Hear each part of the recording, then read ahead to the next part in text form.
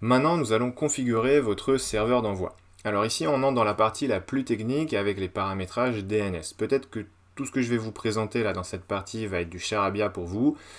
Un petit disclaimer à nouveau, c'est que là, on entre dans des choses techniques. C'est pas grave si vous comprenez pas tout. D'ailleurs, la plupart des gens qui font de l'email marketing ne comprennent pas exactement techniquement comment un email est transféré d'un serveur à l'autre. Il y a vraiment pas besoin d'entrer dans le détail technique. Simplement, il va falloir être au courant que ces paramétrages existent, qu'il faut les faire et comment les vérifier.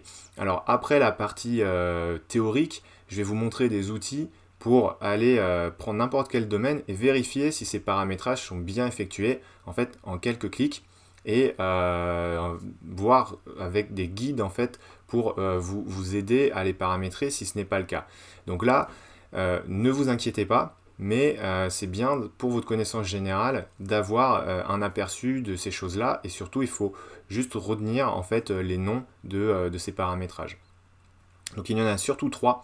Il faut que vous reteniez les noms de SPF, DKIM et DMARC dont vous allez beaucoup entendre parler. Il y en a un quatrième qui est arrivé en 2020 qui s'appelle le BIMI qui sera intéressant également. Mais on va partir sur ces trois-là déjà. Alors, vous voyez sur ce petit tableau que les email providers ne prennent pas tous en considération les signatures SPF, DKIM et DMARC de la même manière. Pour certains, ces réglages-là n'ont visiblement pas d'importance, même si globalement c'est en train de changer et globalement ils sont tous en train de prendre de plus en plus en compte l'ensemble de ces trois paramétrages.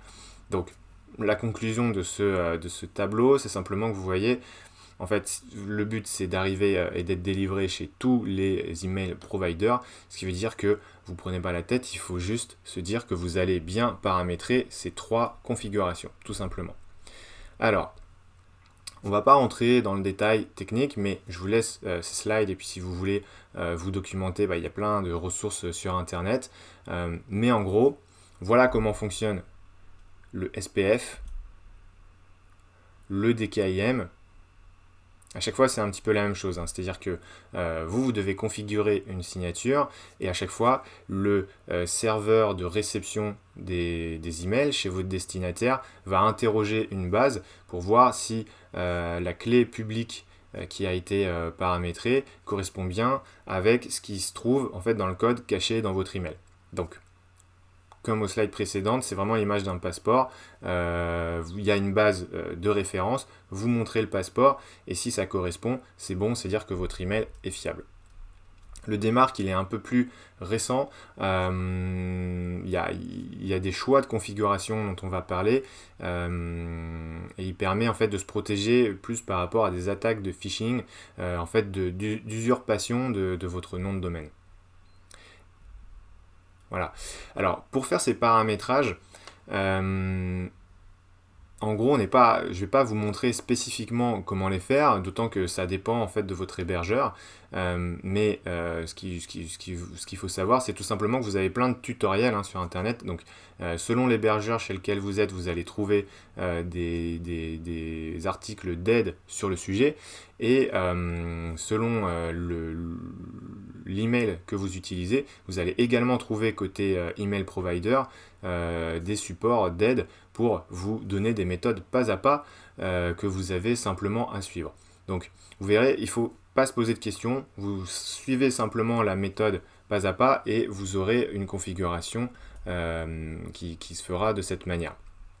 Un point sur les DMARC policies. Donc en fait, c'est quoi? C'est que dans la configuration du DMARC spécifiquement, qui est censé vous protéger contre les risques de phishing, vous avez en fait trois options. Vous avez un paramètre qui s'appelle P. Vous pouvez lui dire qu'il est égal à rien du tout, à quarantaine ou à rejet. Donc si vous mettez le P à rejet, ça vous permet de vous protéger au maximum du risque de phishing. Par contre, forcément, s'il y a des emails qui sont jugés suspicieux par le serveur, ils vont être rejetés. Alors qu'en fait, dans certains cas, ils devraient passer en théorie parce qu'il n'y a pas de problème. Voilà, donc il y a un compromis à avoir entre le risque d'avoir une usurpation de votre domaine et que donc quelqu'un de malveillant envoie des emails depuis votre nom de domaine, et le fait de délivrer beaucoup d'emails.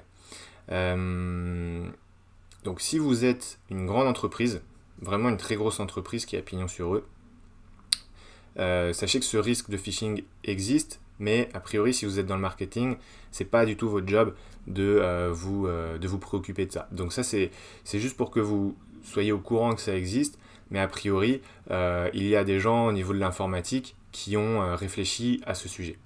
Maintenant, si vous êtes une petite entreprise ou un indépendant, vous prenez pas la tête, vous mettez P égale none, parce que ça va vous permettre de bien délivrer, et a priori, si vous êtes entre guillemets inconnu, il y a vraiment très très peu de chances qu'on essaye de faire une attaque de type phishing sur votre domaine.